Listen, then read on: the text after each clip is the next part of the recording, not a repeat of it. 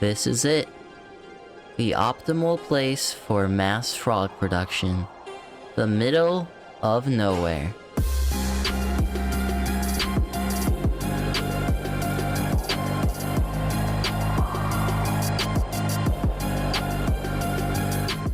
I'm sure you have many questions, but I won't be able to answer them until later. Because right now, I have a shipment of tadpoles already on the way. So amongst these ruins, I need to prepare a place for the helicopter to land.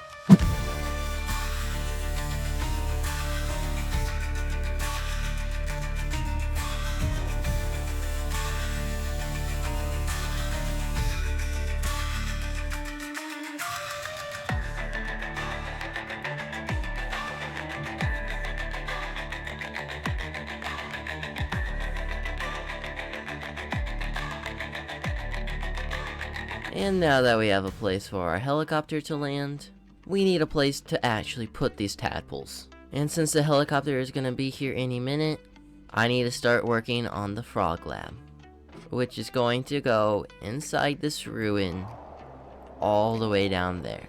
And for that, I need to make an elevator.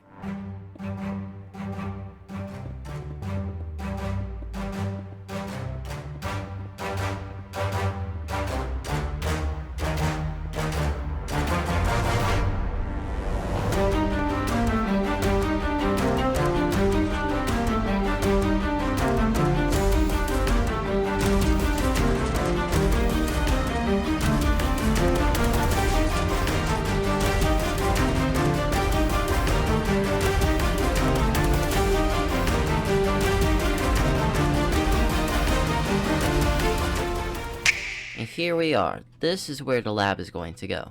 The perfect place for all 3 frog variants. And I'll explain to you why it's the perfect place in just a second. Because right now, the helicopter just arrived. Which means the tadpoles are here. And there it is. Our arrival of tadpoles. Tadpoles directly gathered from the frogs that we collected on episode 1 of this world. Now that we have our tadpoles in our elevator, and a place marked out for where the lab is gonna go, it's time to build the lab, so I can tell you why it's the best place for all 3 frog variants. And then I can show you all the cool things that are gonna be put in this place.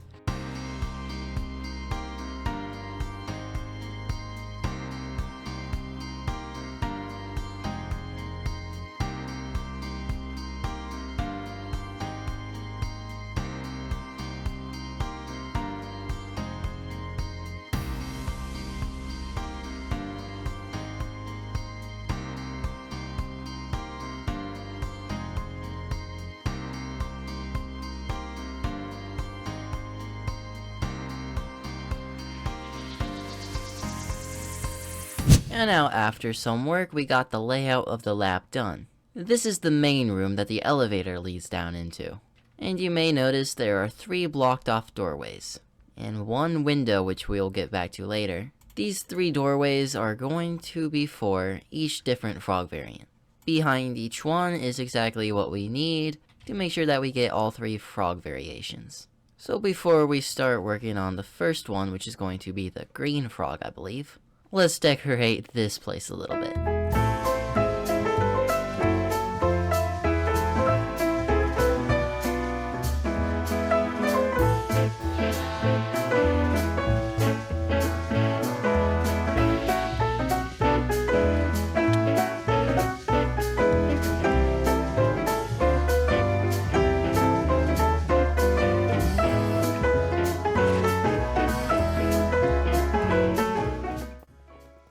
And here we are with our main room's interior all fully put together. Got a map of the land above, some shelving units, some machines that I have no idea what they would do, a control panel facing the window that, again, we will get to later. So now would be a good time to explain how I'm going to get all 3 frog variants in just one lab. So while I explain that, I'll continue working on the next room. So the way you get each different frog variant depends on which biome the tadpole grows up in. Whether it grows up in a cold biome, a warm one, or just a regular temperate. So you may wonder why we are deep underground. In this specific room, since we are underneath a mountain, it counts as a cold biome. So in this section of the lab, we can get our cold variant. But I said that this lab is perfect for all 3 variants. So I'll let you know how we get the other 2 frogs when we work on their rooms. And the cold frog room is now complete. It may look a little strange, but it'll hopefully look a bit more alive when we have frogs in here. Hopefully. And in this room right here is where they're all going to spawn. I'm going to go ahead and start our frog population. Well, while we populate the cold frogs, let's start working on getting the temperate frogs. And to get them, we are going to need to go down even further. You see, while the room above us is technically in a cold biome, if we come down just a little ways further, we are now technically in a dripstone cave biome, which means it's just warm enough to get us our orange frogs. And putting up the walls in here shouldn't be too difficult because all I really need to do is do a little transition and the room is all done. All done except for the tadpoles that we need to add in here. When these tadpoles grow up, they'll be orange, unlike the other frogs which were green. Unfortunately, they can take a little while though. Now I have to address a problem that I haven't actually brought up yet. And that is, if we are going to have a mass quantity of frogs, then we also need a mass quantity of slime to feed these frogs. And due to some convenient resources, I know that there is a slime chunk right behind this wall. So even though I've never built a slime chunk farm before, we are going to try it. It can't be too hard, right? It can't be too hard, right? It can't be too hard, right? It wasn't supposed to be. The plan was simple. Making a simple slime farm in the slime chunk, mine out a decent sized area and build a small farm and I'd be all set. But it didn't end up being so simple. After completing the farm and seeing no results, I questioned if I had made it wrong. But I hadn't. I just needed to make it bigger. So I did. I mined out another area and doubled the size of the farm. Still no slime, but I was determined to make this farm work. That's when a new idea came to me. Lighting up some of the nearby caves to increase the chances of slime spawning on the farm. So I did just that. Torch after torch, I spawn-proofed the caves. And after a minute, I saw the first slime in the farm. It was working. Barely, but still working. I just had to light up more of the caves. Torches and torches and torches I placed. The mobs always found more places to spawn. So I increased the size of the farm 5 times that of the tutorial. Spent hours and hours lighting up cave after cave. Until I, finally, had a decent, semi-functional slime farm. It may not be the greatest slime farm ever, but at least it's a free AFK-able source of slime balls, which conveniently are being brought up via a water elevator up into this chest. So now that we have slime balls to continue breeding our frogs, how about we work on getting the last frog variant, the worm variant, which we will be collecting in this room. Oh, give me a second. Alright, here we go.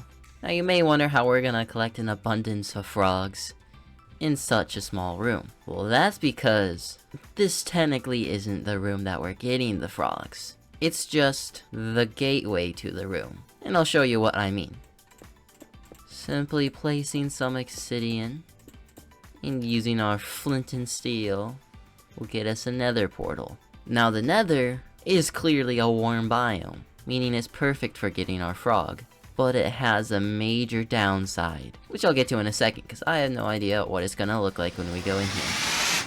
Honestly, this ain't too bad of a place. But because this is a secret frog lab, let's move the nether portal underground.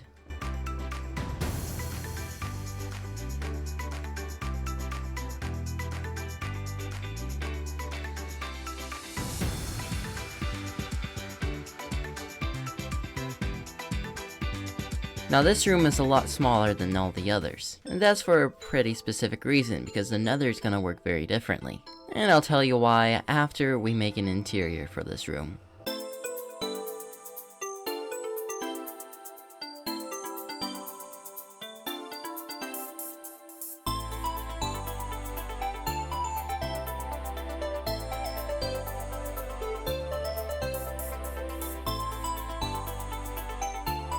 Alright, we're back. And the room is all fully decorated. Now about why this room is different than all the others. I'm using the nether because it's simple. I didn't have to find it. So I knew wherever I made the lab in the overworld, I would only have to worry about the first 2 biomes. And then to get the warm biome, I just needed to make a nether portal. So here we are. Now the downside is that you can't place water in the nether. And tadpoles kind of need water to survive. So here's the plan. I have all these tadpoles from the other frogs, and I have slime balls. This is why that slime farm was so important. What I'm gonna do is place the tadpole on this honey block so it can't jump out, and then feed it way more than any tadpole should eat. Here we go. It's eating so much. Holy smokes. Chill, little dude. Oh no, that's not good. How much is it gonna eat? Hurry! Oh, I've never had that happen before. There you go. Now let's do this a few more times. Now that we have all 3 frog variants collected, I would like to shift your attention to the window.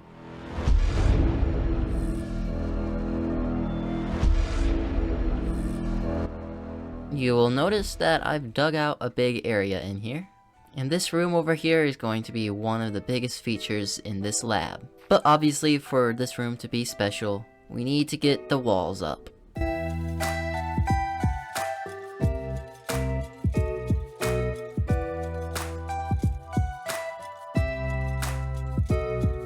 This room is going to be the main focus of the lab. The frog vending machine.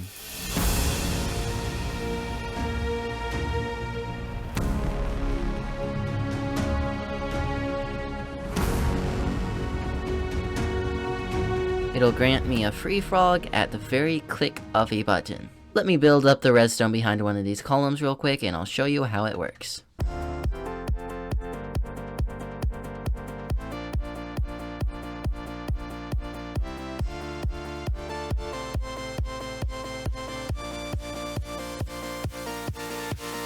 Okay, I have one done. And how it's gonna work is we're gonna have a frog sitting on each one of these trapdoors. And at the press of this note block, each one will be activated, letting the one on top of it fall down, and then one inevitably will come out on a minecart. And how it works is pretty simple. We just have a observer line, which means this is going to require a lot of redstone for each one of these. So hopefully I brought enough. But I clearly have a lot more redstone to do, so how about we just finish this all off?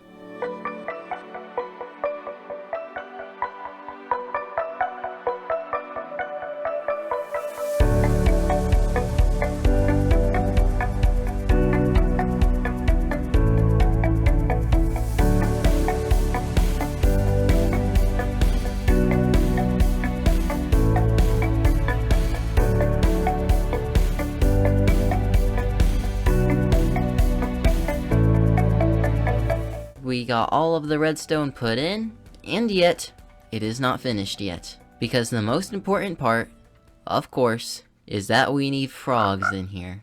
After we get frogs in here, I can finally leave this mountain and go back home. I've been working on this thing for too long. Unfortunately, filling the giant underground vending machine full of frogs might prove to be a little bit difficult. But that is what we are going to work on right now. And I think we can go ahead and start with the green frogs.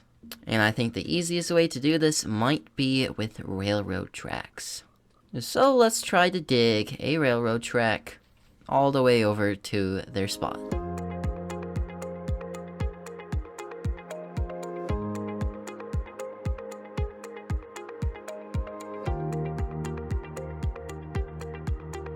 Alrighty, let's see if this works.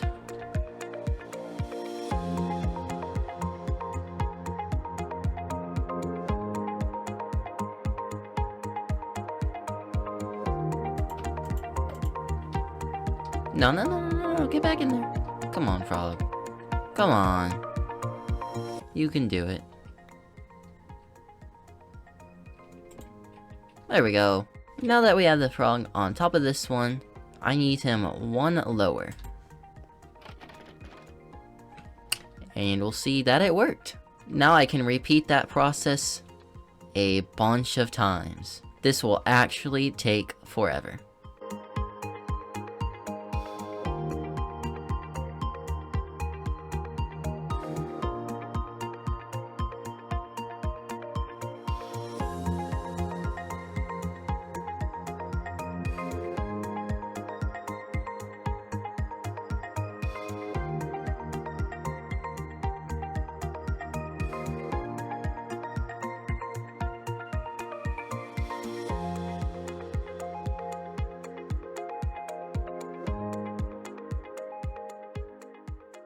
This did indeed take forever. It's been hours getting these frogs in here.